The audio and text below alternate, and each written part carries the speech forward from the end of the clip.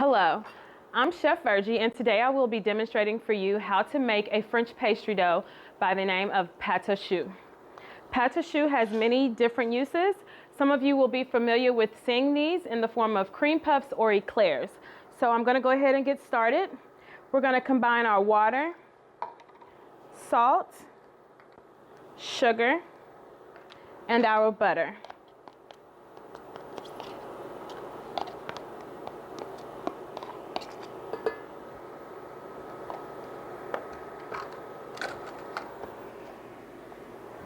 Once this comes to a boil, we will add our flour. Now, the good thing about pâte à choux is that you do not have to run out to the grocery store. It is made of things that you typically would have at home. You can use water or milk or a blend of the two, eggs, flour. You can use all-purpose or bread flour if you have that, and salt and sugar. If I didn't say that, salt and sugar. So now that it is boiling, I'm going to take it off of the heat. I am going to whisk in our flour. You can use a flat rubber spatula or a wooden spoon or a plastic spoon. I typically begin it with a whisk and then I switch over to a spatula or a spoon in this case. The dough will cook about 2 minutes. You will begin to see it pull away from the sides and form a ball. Also, once it begins to stick to the bottom, it's not bad. You want to continue to cook it on a medium-high to high heat for about 2 minutes. You can set a timer. It will begin to stick at the bottom. That's how you know your flour is beginning to cook. If you happen to see any clumps of flour, just smash those out with your spatula. Okay, my dough is beginning to pull away. It's starting to coat the bottom of my pan. So now I know that it is finished and I can add it into my bowl.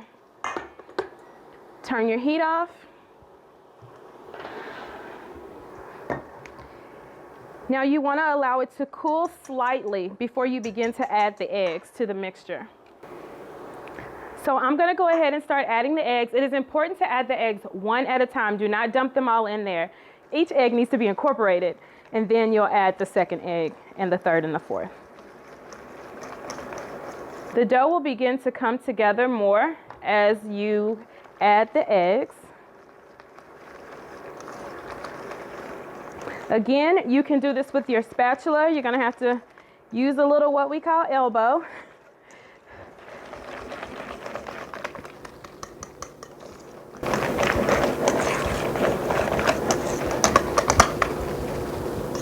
Also, an easier way, if you have a mixer at home, you can add your dough to the mixer using your paddle attachment. Still turn it on to a medium speed and add your eggs in one at a time as well. The mixture will become smooth. See, the dough is beginning to smooth out. This recipe is made more for home use. It is a little thicker than some of the pâte à choux recipes that I'm used to working with. They usually have a different type of flow to them. It's more of a smooth texture, like when I raise up the spatula, it'll flow off of the spoon or the spatula. This dough is a little more firm, but I find that it works better in a home oven. Okay, now that we have our dough, I am going to move it over into my pastry bag that also has a plain tip. Don't panic. Pastry bags are located at Walmart, Meijer, or you can buy them online at Amazon. I recommend for this recipe using a 16-ounce pastry bag with a plain tip. For those of you who aren't sure what that is, these you can also buy at Walmart. They're a Wilton product, or any brand is fine. The bags are Wilton as well. Pretty easy to find.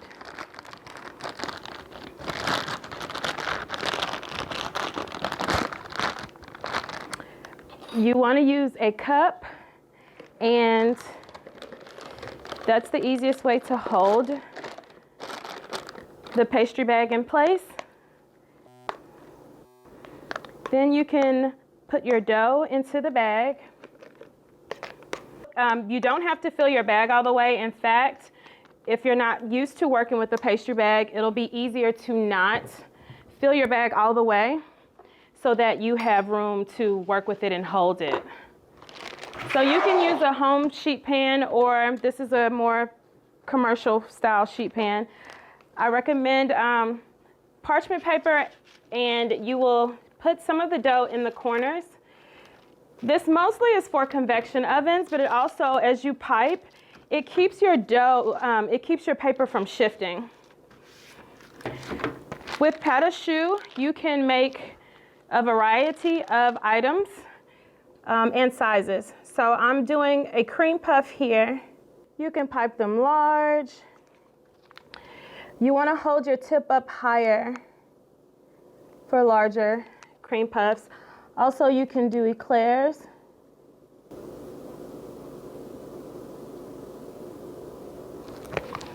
And that takes some practice, so don't worry. Also, it's a very forgivable paste. So if you mess up, you can just scrape it off and start all over. You can use an egg wash, or you can use water. And you want to, see, I have a little water left over here. I'll actually a little egg. So you can use a brush, or if you don't have a pastry brush, again, don't worry about what you don't have. You'll be able to use your finger for this. And you want to just take a mixture of 1 egg and 1 teaspoon of water, whisk it together, and you'll be able to smooth out the tops of your cream puffs. And you can just use your finger. Make sure your finger is coated with the egg, because otherwise it will shift like that. So you don't want that. You want it to be even and shiny.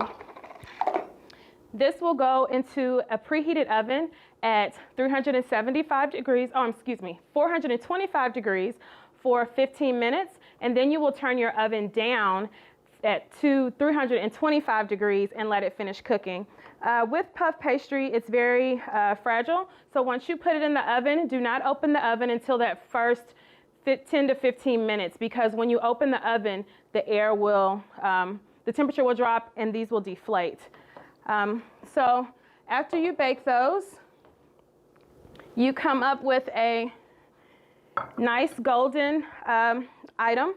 Also, when you take them out of the oven, once they start cooling, if they deflate, that means you didn't cook them long enough. So if you find that they're getting dark, turn your temperature down and leave them in the oven to let them continue to dry out so that they won't deflate.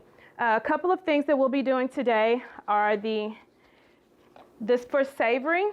So you have your cream puff, just take a knife. After they cool, this will be easy to do. You cut the lid off, and then you will fill it with vegetables. So today I did roasted vegetables. I have asparagus, mushrooms, tomatoes, zucchini, thyme, and shallots, which are small onions. And so I am going to put that inside of the cream puff, which also, a cream puff is a cream puff just because of the shape and the fact that you are actually putting cream in it. It takes on the name of a profiterole once you make it into this round form and add cream. When it's a long one, it's an eclair. If you add cheese, it becomes what's called a gruyere. So it takes on different things. Donuts, crullers, that's also a choux pastry. So there are many uses for it. Here I have room temp goat cheese in a pastry bag.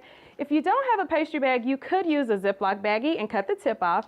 Just another little thing you can do for home use. I am going to pipe a little bit of goat cheese in the base.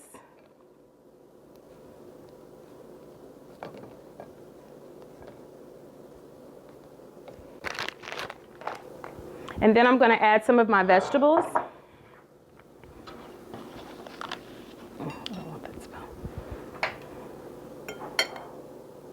You can blend it all up in one bowl, and you don't have to add a little at a time. I'm just doing this so that you can see how it goes in, and also you want to make sure you do get a nice blend of vegetables in your choux pastry.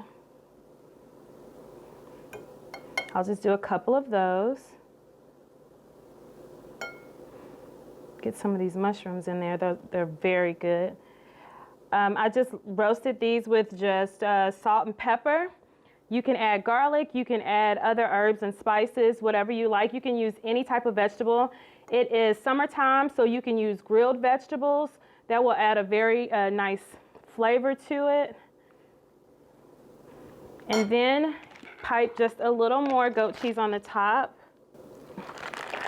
And then you can put these back onto your sheet tray. You can either serve them just like this with just some sprinkles of fresh thyme, a few little sprigs. Or you can put them in the oven and roast them.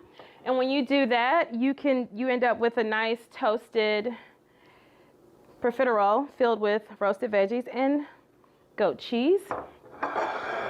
And then for the fun part, the sweet. So these are cream puffs, pâte à choux dough that I piped larger so I could get a larger item for a dessert. So it could be an individual serving or a group serving if you want to just grab those. Here I have macerated strawberries. So I just took strawberries, added some sugar. I let it sit. I put it in a container, gave it a shake, but I let it sit, and the sugar begins to pull out the juice from the strawberry, the water and the liquid. So that with a little bit of lemon juice. And then I'll have this, which is strawberries, a little bit of sugar, and tequila rosé strawberry cream, which is really good. And so we'll do a couple of each, well, one of each, and then I'll do a blend. So I have whipped cream. You can buy already whipped cream. I don't recommend this can spray because it deflates quicker. It won't hold for a party or any type of event. So you can either buy whipping cream or make whipping cream, put it in your mixer, use your whip attachment, add cream and 10x powdered sugar and a little bit of lemon juice, vanilla, whip that, and you'll get a cream like this. For some of the, well, I don't have any of the large ones. So I've already piped these, but I'll show you just by adding a little more to the center here. And it'll make a good presentation for friends and family. You'll spoon some of your strawberries, drain the macerated liquid off.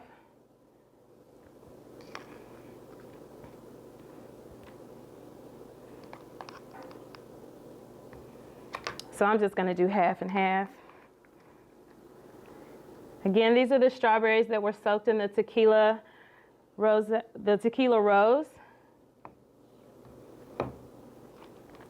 And then you can just take some of your juice